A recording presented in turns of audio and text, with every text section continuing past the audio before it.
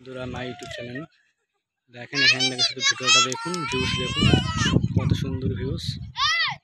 কেমন লাগছে দেখো সবাই, ভিউজটা ভালো লাগলে বলবা, জুম করছি আরো, শুধু ভিউজটা দেখুন কেমন লাগছে।